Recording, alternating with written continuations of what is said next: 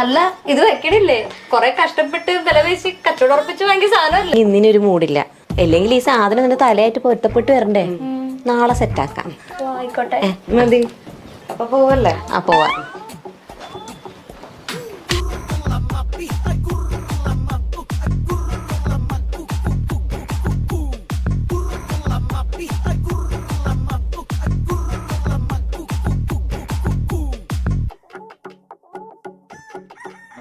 പ്രിയേ, ഇവളെ ഒബ്സർവേഷൻ സ്കില്ലെല്ലാം കൊള്ളാം. പക്ഷെ ന്യൂ അഡ്മിഷൻ ഉണ്ടല്ലോ, മൂപ്പര് നമ്മുടെ ക്ലാസ്സിലല്ല അപ്പുറത്തെ ക്ലാസ്സിലേക്കാ വിട്ടെ. എന്തായാലും ന്യൂ അഡ്മിഷൻ വരൂന്ന് പറഞ്ഞിട്ട് അത് വന്നല്ല.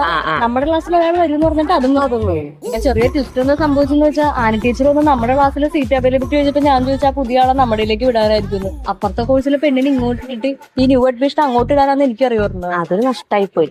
നിന്നെയൊക്കെ പേടിച്ചിട്ട് പോത്തെ അവൻ അപ്പുറത്തെ ക്ലാസ്സിലേക്ക് വിട്ടോ. എന്തായാലും യോഗയില്ല മണിയെ പ്രായം അങ്ങോട്ട് മടക്കിയാള്. അതൊക്കെ പോട്ടെ, ഇന്നത്തെ ഇതിന്റെ ബില്ല് ആര് കൊടുക്കും? പറയണോണ്ടൊന്നും തോന്നരുത്. ഇന്നലത്തെ ബില്ല് ഞാൻ കൊടുത്തു, അതിന് മുമ്പുള്ള ബില്ല് ഇവള് കൊടുത്തു. ഇതിങ്ങനെ പൊക്കോണ്ടിരിക്കുക. വല്ലപ്പോഴെങ്കിലും നിനക്കൊരു ചാൻസ് ഒന്നുമില്ലെങ്കിൽ ഞങ്ങൾക്ക് എന്താ തോന്നുന്നു? സത്യം. നിങ്ങൾക്ക് അങ്ങനെ എന്തെങ്കിലും തോന്നുന്നു? തോന്നുന്നു. നല്ലോണം തോന്നും. തോന്നൂന്ന് മാത്രോ? നമ്മുടെയൊക്കെ കയ്യിൽ 500, 350 രൂപ 50 പൈസയൊക്കെ വെച്ച് ഞങ്ങൾ ഈ ബില്ലടച്ചു.